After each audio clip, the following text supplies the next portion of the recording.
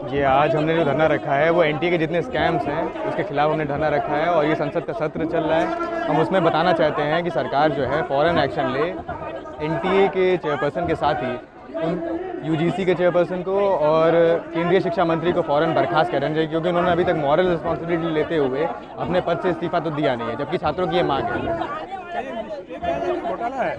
ये एक घोटाला है क्योंकि ये एनटीए का स्कैम अभी हाईलाइट हुआ है, लेकिन इससे पहले एनटीए जब से बना हुआ है तब से इसके कार्य करने के तरीके में कहीं भी ट्रांसपेरेंसी नहीं है और पहले से ही घोटाले, इरेगुलरिटी लगातार होते रहे। साल में अलग अलग एग्ज़ाम होते हैं। ये नीट से ये इशू प्रकाश में आया, लेकिन उससे पहले भी सीयूईटी का एग्ज़ाम हुआ था। सीयूईटी एग्ज़ाम में कभी भी स्थगित किया जा रहा है, कभी भी सेंटर बदले जा रहे हैं, ये सारे इशू थे, लेकिन ये कभी भी छात्र उठाते रहे मसला, लेकिन उन्होंने कभी भी ध्यान नहीं दिया। उससे पहले भी पिछले साल नीट की परीक्षा हुई और नेट की परीक्षा हुई, उसमें भी तमाम तरह की अनियमितताएँ आती रही हैं। छात्र प्रदर्शन करते रहे हैं, यूजीसी के बाहर तक प्रदर्शन करते रहे हैं, लेकिन अभी तक कोई ध्यान नहीं दिया गया। इस बार ये मामला प्रकाश में आया ही है। साथ में छात्रों में काफ़ी आक्रोश भी है, क्योंकि इससे नेट और नीट से 33 लाख करीब छात्र पूरे प्रभावित हुए हैं। और ये जो प्रभावित हुए हैं, खाली ये नहीं, इनके पूरे परिवार प्रभावित हुए हैं, क्योंकि सालों से तैयारी कर रहे हैं। पेपर लीक का मामला सुनने में आ रहा है जी, वहाँ पर एनडीए भाजपा की सरकार है। बिहार में लीजिए, हरियाणा लीजिए, गुजरात लीजिए, इसको आप कहेंगे कि क्या? बिल्कुल, यहाँ पे जो अलग अलग जो प्रदेशों की सरकार है प्लस जो सेंट्रल जो सरकार है वो भाजपा की रही है, और यहाँ पे घोटालों की संख्या ज़्यादा रही है। और कोचिंग माफिया जो है वो जो शीर्ष अधिकारी होते हैं, जो क्वेश्चन पेपर जो एजेंसीज होती हैं जो कंडक्ट कराती हैं टेस्ट, उनके साथ वो सीधे सीधे मिले होते हैं। हम मध्य प्रदेश में ही देख लें, एक बहुत बड़ा घोटाला हुआ था कुछ साल पहले, व्यापम घोटाला।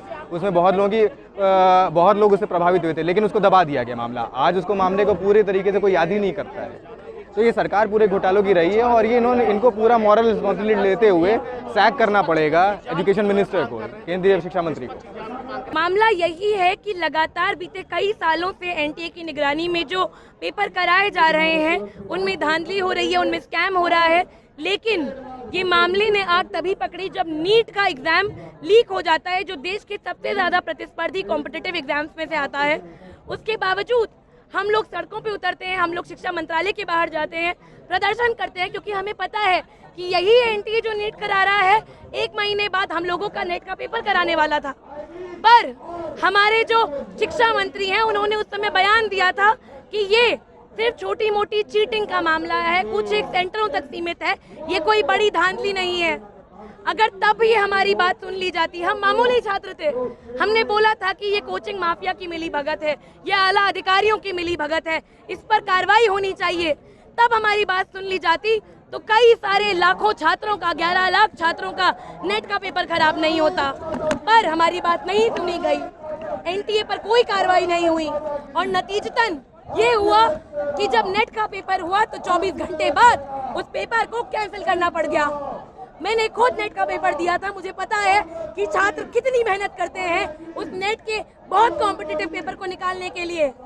नेट के पेपर में 1% जो टॉपर होते हैं, जो सबसे ज्यादा नंबर लाते हैं, उनको जेआरएफ मिलता है। उसके लिए कितने लोग 1-1 साल 2-2 साल तैयारी करते हैं, कितने अटेम्प्ट देते हैं। आरोप लगाते रहते हो, वो भी बच्चे जिन्होंने 100% लाए हैं, 100 में से 100% बार नीट में लाए हैं और उनका पेपर दोबारा हो रहा है। क्यों हो रहा है? क्योंकि नीट में पहले भी हमेशा 2 या 3 लोगों के पूरे नंबर लाने का इतिहास था। एकाएक इतने बच्चे पूरे नंबर ले आते हैं तो ये संदेह वाली बात हो जाती है कि ऐसा कैसे हो सकता है। बच्चों की काबिलियत पर शक है आपको? बच्चों की काबिलियत पे मुझे शक नहीं है, पर इन्हें जो सरकार में बैठे उन्हें शायद बच्चों की काबिलियत पे कुछ ज्यादा ही भरोसा है कि इन्हें लगता है कि एक बार परीक्षा नहीं 2 बार 3 बार ले लेते हैं, क्योंकि ये तो बच्चे हैं, इनका काम है पढ़ना, ये पढ़ते रहेंगे, पेपर देते रहेंगे, इनका पैसा मुफ्त आता है, इनका शिक्षा मुफ्त की आती है। वैसे ही इस देश में उच्च शिक्षा तक पहुँचने वाले छात्र बहुत कम है। निकल जाएगी फिर घर बैठ जाएंगे। 30 साल के बाद जिनका आखिरी अटेम्प्ट रहा होगा उनके साथ ये कितना बड़ा भद्दा मजाक है। हम लोग की मांग उठा रहे हैं यहाँ से कि एनटीए जो है, जो पिछले 7 सालों में 70 से ज्यादा पेपर लीक के लिए जिम्मेदार रहा है, उसको तुरंत भंग कर दिया जाए, उसके आला अधिकारियों को बर्खास्त कर दिया जाए। सिर्फ एक डायरेक्टर जनरल को निकालने से काम नहीं बनेगा, ये हम शिक्षा मंत्री को बताना चाहते हैं। और ये वो शिक्षा मंत्री हैं जिनके दरवाजे पे छात्र जब कहते हैं कि शिक्षा मंत्री बाहर आइए, बाहर आके बात करिए, तो शिक्षा मंत्री अपने सेक्रेटरी को भेजते हैं और कहते हैं इन्हीं से बात कर लीजिए, क्योंकि खुद वो डरते हैं खुद वो डरते हैं हमारा सामना करने से, हमारे सवालों का सामना करने से, क्योंकि जब वो चीटिंग कहते थे तो गोधरा में एक बड़ी कोचिंग एजेंसी सामने आती है जो इस धांधली में मिली होती है। हम लोग कह रहे हैं कि कोचिंग एजेंसियों पे बैन लगा देना चाहिए, क्योंकि ये हमारी शिक्षा का बाजारीकरण, व्यवसायीकरण, निजीकरण कर रही हैं। इस पर बैन लगाने की हिम्मत इनकी नहीं होती है। आपको नहीं लगता 1 लाख से ज्यादा छात्र पिछले 3-4 साल से लखनऊ में बैठे हुए हैं, उनको न्याय नहीं मिला, आपको कैसे मिलेगा? देखिए, अन्याय बहुत समय तक होता रहता है, पर उसको कभी कभी एक चिंगारी लगती है लपटे पकड़ने के लिए, और नीट के एग्जाम ने वो चिंगारी दी, उसको हवा नेट के एग्जाम ने दी। और अब इस पूरी जांच में हम चाहते हैं कि जितने भी लोगों के भविष्य के साथ खिलवाड़ हुआ, जितने भी लोगों का भविष्य बर्बाद हुआ, उन सभी को न्याय मिले।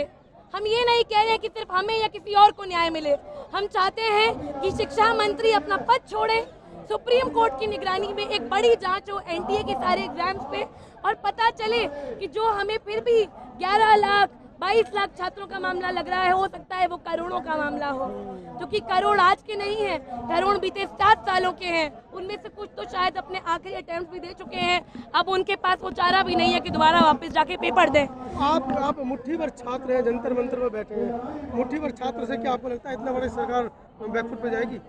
देखिए, अगर ऐसा नहीं होता तो धर्मेंद्र प्रधान जी को पिछली प्रदर्शन के बाद 7 बजे प्रेस कॉन्फ्रेंस करने नहीं बैठना पड़ता।